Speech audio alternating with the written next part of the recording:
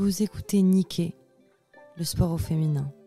Niqué, c'est le podcast de la Maison du sport au féminin dédié aux questions d'égalité dans le sport et d'inclusion.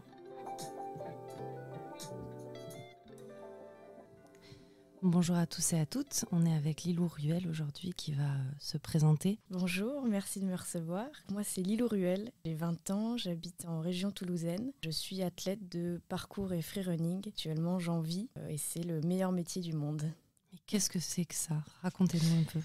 Alors en fait, donc le parcours et le freerunning, c'est deux disciplines différentes mais qui se pratiquent finalement un peu en même temps. Le parcours, ça vient des Yamakasi. J'ai souvent tendance à dire ça parce que tout le monde connaît les Yamakasi. Une version un peu évoluée des Yamakasi, mais toujours qui se pratique dans la rue. Et le freerunning, c'est tout ce qui va être acrobatie, toujours dans cet environnement urbain, un peu l'art du déplacement. On va ajouter des acrobaties, des sauts, on va essayer d'être le plus efficace possible, de se déplacer d'un point A à un point B, comme un art, parce qu'on peut faire vraiment ce qu'on veut. C'est hyper libre, quoi. Ok, mais comment vous avez découvert ça et qu'est-ce qui vous a attiré du coup ? Alors en fait, j'étais déjà très énergique quand j'étais enfant.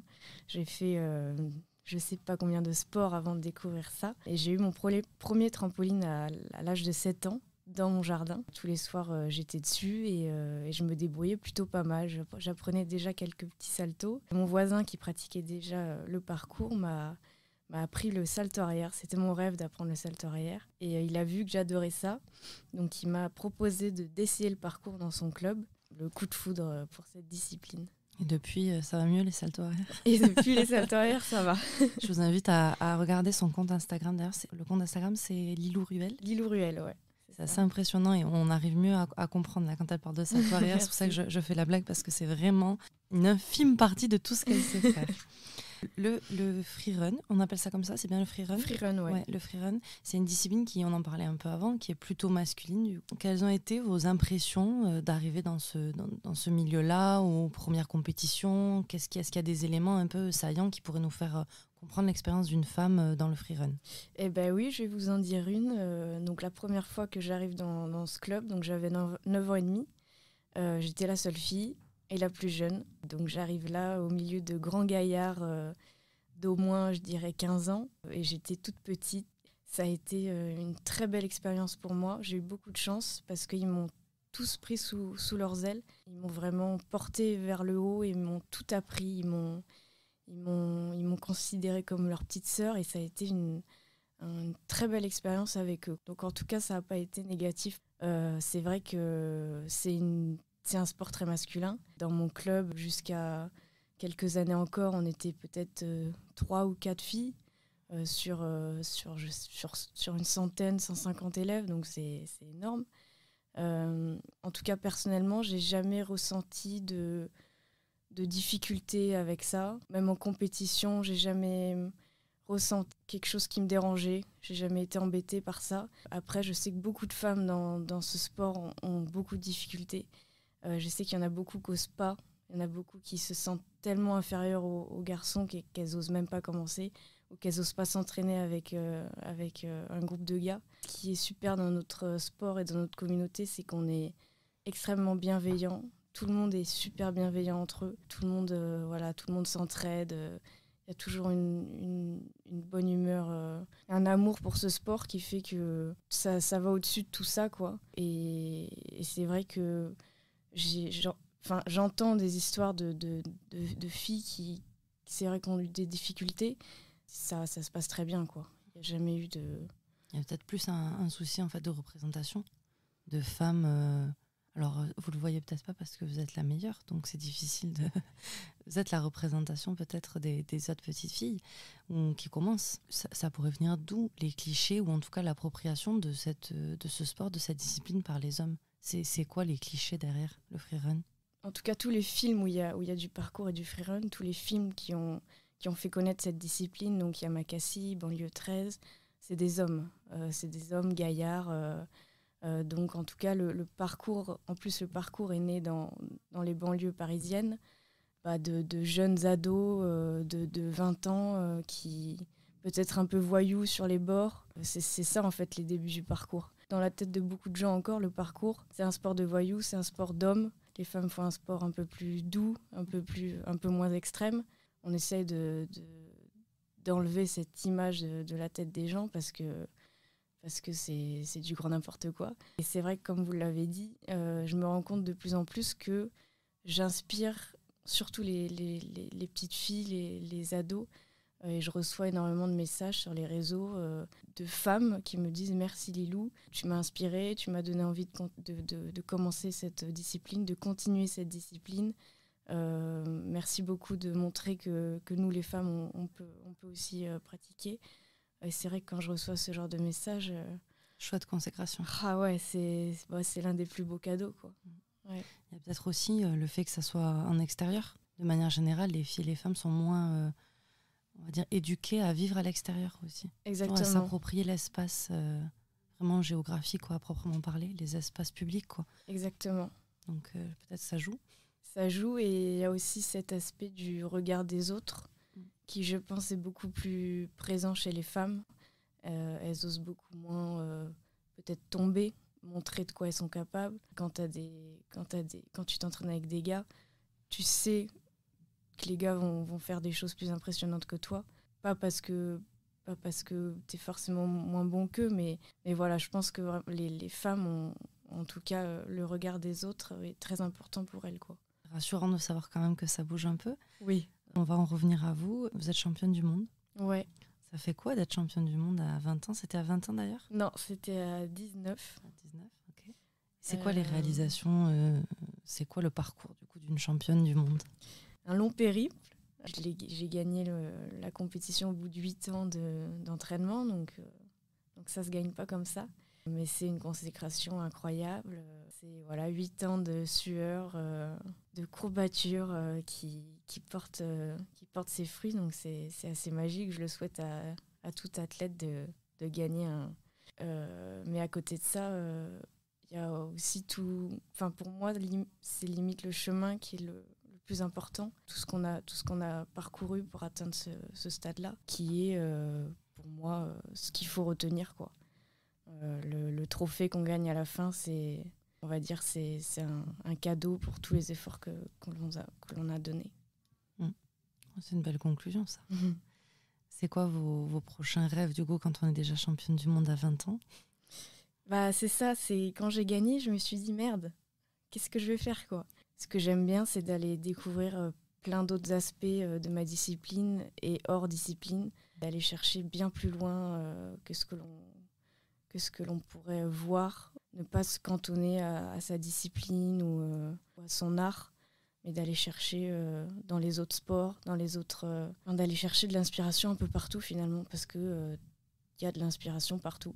Et pour le coup, en ce moment, je suis beaucoup plus attirée vers des projets, par exemple, plutôt vidéo, des projets avec des marques, des projets très artistiques dans des lieux magnifiques, mélanger la culture, l'art, la mode. Finalement, il y a une infinité de choses à faire. Pas parce que, en termes de performance, c'est pas aussi fou que de gagner une compétition mondiale, mais au niveau artistique, au niveau résultat final, c'est aussi hyper intéressant et beaucoup de travail aussi derrière, quoi.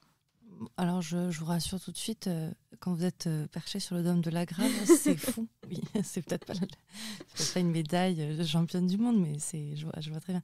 C'est ça qui est intéressant. Enfin, quand j'ai découvert votre profil, il y a pas mal de vidéos comme ça, un peu plus artistiques, en effet, qui sortent de la performance classique ou de l'entraînement, qu'on voit souvent dans les réseaux sociaux des athlètes. Ça change un peu et c'est agréable de donner cette dimension, je trouve, au sport aussi. Parce que, est-ce que c'est une discipline olympique ? Alors, non. Malheureusement, on n'a pas non plus de fédération, donc c'est la fédération de gymnastique qui a récupéré le sport. Et on espère, peut-être 2028, ça va être compliqué, mais 2032, être au JO. Encore une fois, comme tous les sports un peu libres, un peu freestyle, comme le skate, le BMX, le snowboard, les fédérations, c'est compliqué. Il y a toute une partie de la communauté qui est contre les JO et une autre partie qui est pour. Mais j'ai envie de dire, c'est comme ça qu'on va faire évoluer la pratique. Bien sûr. Ça demande beaucoup, comme tous les sports, de force physique et de force mentale, j'imagine, parce que j'en ai jamais fait. Comment on se prépare physiquement ? Et même mentalement, avant une compétition, par exemple? Moi, j'ai un coach physique. Je m'étire tous les jours. Je fais 4 entraînements de physique par semaine. Et c'est primordial. Sans quoi, c'est les blessures, c'est la peur, très important. Mais j'ai tendance à dire que l'entraînement mental, c'est au-delà de l'entraînement physique. C'est plus important que le physique. Et c'est pourquoi, il y a 2 ans, j'ai été contactée par un coach mental. Je ne savais pas que ça existait à ce moment-là. Et je me suis rendu compte à quel point le mental était hyper important et fascinant. Et limite, c'était un secret parce que j'avais l'impression que personne finalement connaissait le pouvoir du mental, quoi. Les rouages de notre cerveau. Ça. Et j'ai tendance à dire que du coup, le mental, c'est peut-être 70% de tout le travail, quoi. Donc voilà, avant une compétition, j'ai tendance à beaucoup plus me préparer mentalement que physiquement. Physiquement, je ne fais rien de spécial. Par contre, mentalement, je vais beaucoup plus visualiser, je vais beaucoup plus méditer, faire énormément d'exercices de respiration. Et je sais que avant le coach mental et après le coach mental, il y a une réelle différence, quoi. C'est vraiment de la mise en condition, quoi. C'est ça, à fond. Ouais. Et comment on gère la peur ou l'appréhension sur des disciplines comme ça où il y a des mouvements un peu audacieux ou des choses qu'on n'a jamais fait avant? Comment on gère cette peur? Si vous en avez d'ailleurs, peut-être que vous n'en avez plus. Non, il faut de la peur. Il y aura toujours de la peur. J'ai tendance à dire que si vous avez plus peur, c'est là que ça devient super dangereux. Je pense qu'à chaque entraînement que je fais, il n'y a pas au moins un mouvement qui me fait peur. Mais c'est cool, c'est trop bien. Dépasser ses peurs, c'est magique. Et encore une fois, quand tu as ces outils que tu dépasses tes peurs plus facilement, et aussi après 10 ans de pratique, connais vraiment ton corps, tu sais de quoi il est capable. Tu sais ce qui te fait peur et ce qui te fait un peu moins peur. Donc, tu peux te dire que tu vas te faire confiance. Même si tu as peur, tu vas y aller. C'est pour ça que je me blesse très peu. C'est parce que je connais mon corps et je sais que la peur, elle est là, mais je me connais et je vais y aller, quoi. Ouais, c'est par palier. C'est par palier. Après, par contre, je sais qu'il y a des peurs qui sont trop élevées, on va dire. Je le sens dans mon corps, en fait. Je le sens que non, faut pas que j'y aille, quoi. Ça va être sur une hauteur, par exemple, ou sur un vide qui, là, on se dit, waouh, c'est abyssal, je me le sens vraiment pas? Alors, ça peut être hyper varié. Ça peut être un vide où tu vas risquer ta mort. Donc là, pour le coup, c'est normal que... ou alors, ça peut être un mouvement au sol qui va te demander une rotation un petit peu bizarre que tu n'as jamais fait. Et donc, tu peux facilement tomber sur la tête ou alors te perdre en l'air. Et c'est juste cette sensation de se perdre en l'air qui va te faire hyper peur. La peur, elle peut être la même si tu fais un mouvement au sol ou si tu fais un saut de 16 mètres dans le vide, quoi. Oui, c'est l'inconnu, en fait. C'est l'inconnu, c'est ça. Quand on est l'inspiration des petites filles et des futures générations, vous, c'était quoi vos modèles, vos inspirations quand vous avez commencé, à part les grands frères du coup de ce club? Alors, j'avais que YouTube à l'époque et je sais que je regardais surtout beaucoup de femmes. Il y avait 2 femmes qui avaient complètement percé dans le milieu, une anglaise et une américaine. Et je regardais mais tout le temps leurs vidéos en boucle parce que je les trouvais tellement fortes, tellement belles, tellement parfaites. Et je me disais, mais je rêve d'être comme elle plus tard, quoi. Beaucoup de femmes, enfin 2 femmes en tout cas. Et aujourd'hui, actuellement, je suis très pote avec les 2. Donc, comme quoi la vie est bien faite. Je pense que voilà, regarder Cathy et Lucie quand j'étais jeune a motivé à mon tour des jeunes filles sur les réseaux, quoi. Ça, c'est la consécration ultime, être pote avec ces modèles. Ouais, c'est pas mal. C'est fou. C'est fou. Est-ce que vous avez des conseils pour les femmes, peut-être les jeunes filles qui nous écoutent, qui voudraient se lancer dans le freerun d'ailleurs, ou dans un autre sport ou dans une autre discipline qui est considérée comme masculine? Qu'est-ce que vous pourriez leur dire aujourd'hui? Déjà, servez-vous notamment des réseaux sociaux parce que c'est un outil formidable pour rencontrer des gens, discuter avec des gens qui habitent pas forcément à côté de chez vous. Vous n'avez pas la possibilité de les voir. N'hésitez pas à contacter les jeunes filles qui sont dans le même besoin que vous finalement. Et puis rencontrez-vous où il y a des jeunes filles qui veulent pratiquer un peu partout. C'est super simple finalement de se rencontrer. Et sinon, un aspect peut-être plus humain, j'aurais tendance à dire qu'on est tous passés par le niveau 0. Moi, quand j'ai commencé le parcours, j'étais une grosse nulle, quoi. Vraiment, j'étais une grosse nulle. Mais j'ai eu la chance d'être très bien entourée. J'ai pu, en tout cas, tomber des centaines et des centaines de fois sans vraiment me préoccuper du regard des autres. Et ça a été le meilleur apprentissage possible. Faut pas avoir peur de tomber, faut pas avoir peur